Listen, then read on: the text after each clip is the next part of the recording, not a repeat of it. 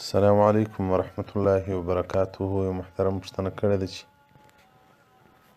دا بیانونه اورم یو قسم حالات را باندې راسي، خو چې بیا د باندې راووځو هغه حالات نه وي را سره.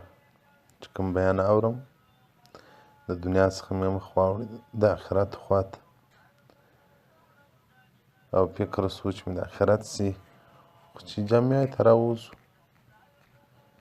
بیا غافله سو.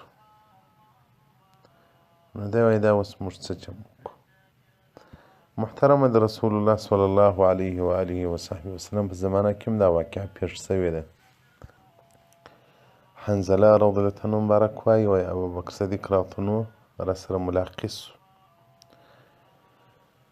او بیا ابوبکر راته وویل کیف انت یا حنظله، څه حال دی؟ حنظله هغه و چې غسیل الملائکه ورته ویل کېږي، شهید سو، ملایکو غسل ورکړی. حنظله راته نو مبارک وایي ما ورته ویل نافق حنظله، منافق سو حنظله. ابوبکر راته ویل سبحان الله ما تقول، دا ته څه وایې؟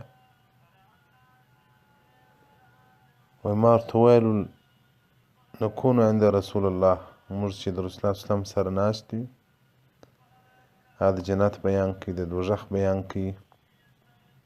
موږ داسې یو لکه دوزخ او جنت چې وینو، د اولادو د کور د ټولو شیانو څخه مو زړه تور سي. اذا خرجنا من عند رسول الله، چې کوم وخت راووځو. حنظله رضی الله عنه مبارک څه وایي عفسنا الازواج والاولاد والضيعات نسينا كثيرا. موږ د ښځو د لوڼو د زامنو د باغ و کروندې په شغل باندې اخته سو، ډېر سره سیر سي. ابوبکر څه ورته ویل فوالله انا لنلقى مثل هذا، موږ ته هم دا ډول واقعات راځي، د رسول الله صلی الله علیه وسلم سره یو ډول وي، چې راووځو بل ډول وي. نو وایي موږ رالو د رسول الله صلی الله علیه وسلم حضور ته، زه و حنظله رضی الله عنه. وایي ما و رسول الله صلی الله علیه وسلم مبارک ته وویل نافق حنظله یا رسول الله، یا رسول الله حنظله منافق سوی دی. و رسول الله صلی الله علیه وسلم مبارک وویل ما ذاک یا ابوبکر، دا و څه وایې، دا څه پېښه ده؟ وایي ما ورته ویل یا رسول الله نکون عندک، موږ چې تاسو سره یو جنت او دوزخ بیان کېږي، زړونه مو په آخرت کې، فکر مو په آخرت کې چې راووځو باره بیا موږ اولادونه سو. یا رسول الله دا ډول خو زه هم یم.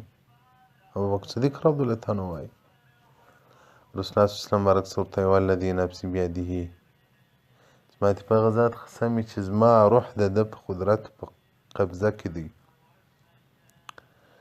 که تاسې پر دې حالت دوام وکړئ لکه دا زما سره چې ناست یاست، حضور مو برابر وي، جنت و دوزخ مو په ذهن کې. که پر دغه دوام وکړئ، رسول الله صلی الله علیه وسلم مبارک وایي لصافحتکم الملائکه، له تاسو سره به ملایکې ستړې مسې وکړي.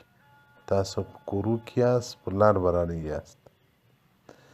ولكن يعني حزل ساعة وساعة 3 مرات. رسول الله صلی الله علیه وسلم مبارک وایي کله سړی په حضور کې، کله بیا سړی له حضوره ووځي. نو محترمه دا څه مشکل نه لري چې هغه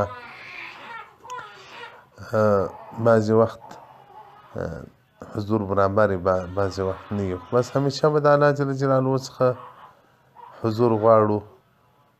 زه خپله دغه یم چې هغه صحابي جلیل حنظله رضی الله عنه چې د هغه د بولو مقام ته چې تر قیامته زه ژوندی یم نسم رسېدلی، د بولو مقام ته چې تر قیامته زه ژوندی یم، شپه او ورځ عبادت کوم. د حنظله رضی الله تعالی عنه سبحان الله صحابه کرامو ته الله څومره شان ورکړی و، سبحان الله. د صحابه کرامو را بعد چې د دنیا څه علما، څه شهیدان، څه بزرګان، ټول سره را یو ځای کې د وحشي رضی الله تعالی عنه د سر د ویښته قدر نسو پیدا کولی. سبحان الله. د رسول الله صلی الله علیه و آله وصحبه وسلم سترګې چې چا ولیدلې هغو دومره فضیلت شرافت پیدا کړي. د صحابه کرامو را دې خواته بیا تر قیامته پورې چې کم بزرګان، کم ولیان، کم شهیدان، کم مجاهدین، کم علما، کم حافظان، کم قاریان، نو به څونه ښه خلک راځي. د وحشي رضی الله تعالی عنه د سر د وریښته مقام نسي پیدا کولی. نو چې صحابهو ته دا حالات پیښیږي د رسول الله اسلام په مجلس کې یو رنګه چې اوس بیا بل رنګه. زه خپل دغه یم چې کتاب ګورم، زه په جنت کې چې ګرځم یا دوزخ ته چې ګورم، داسې بیا کور سکشنیان چې پټاټې نسته، پیاز نسته، ډوډۍ نسته، بیا بل ډول کیسه وي، بل ډول فکر. نو محترمه دا پروا نه لري. مرقات جلد 5 صفحه 150 حدیث رقم 2288. والسلام علیکم ورحمة الله وبرکاته ومغفرته.